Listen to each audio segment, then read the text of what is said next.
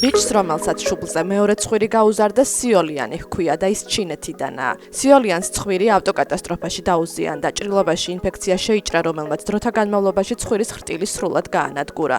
ფუჟოუს საავადმყოფოს ქირურგებმა ცხვირის აღდგენა ვერ შეძლეს, მაგრამ სიოლიანის შუბლზე სპეციალური კანის გამაფართოებელი მოათავსეს, რათა ქსოვილი გაზრდილიყო და საკმარისი კანი შექმნილიყო ახალი ცხვირის დასაფარად. შემდეგ ნეკნიდან ამოუღეს ხრტილი, რომელსაც ცხვირის ფორმა მისცეს და შუბლის გაფართოებული კანის ქვეშ მოათავსეს.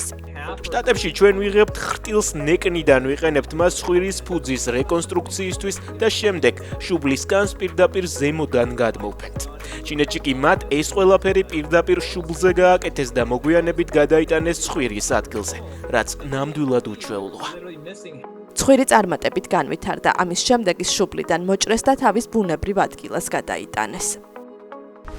ლონდონის ერთ-ერთ ყველაზე დაცულ ტერიტორიაზე, ვატერლოოს მოედანზე ერთ ღამეში გაჩნდა 3 მეტრიანი სკულპტურა.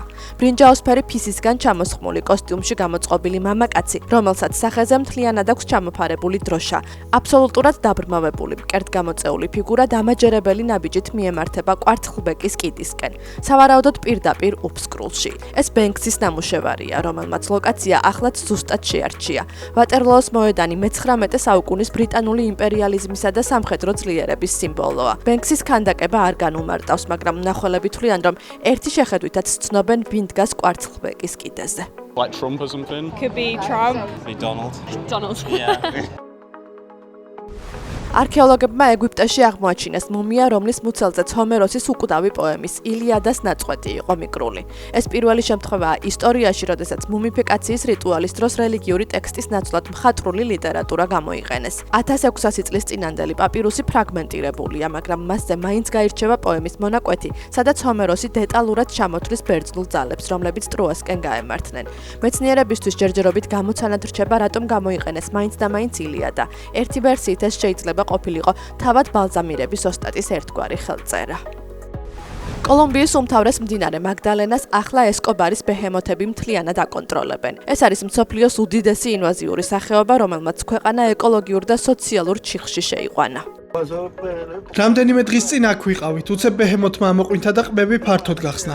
თუ ჩაგავლებს, ნავიანად ნაკუწებად გაქცევს. ძალიან საშიში ცხოველია, როცა ვხედავთ თევზაობის შეწყვეტა გვიწევს.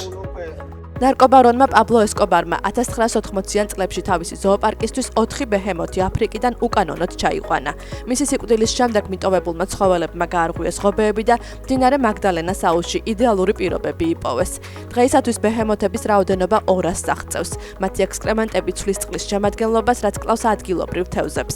ცხოველები სულ უფრო ხშირად ესხმიან თავს ადამიანებს. ამიტომაც კოლუმბიის მთავრობამ მიიღო გადაწყვეტილება წლის მეორე ნახევრიდან დაახლოებით 80 ბეჰემოთის ევთანაზია დაიწყოს.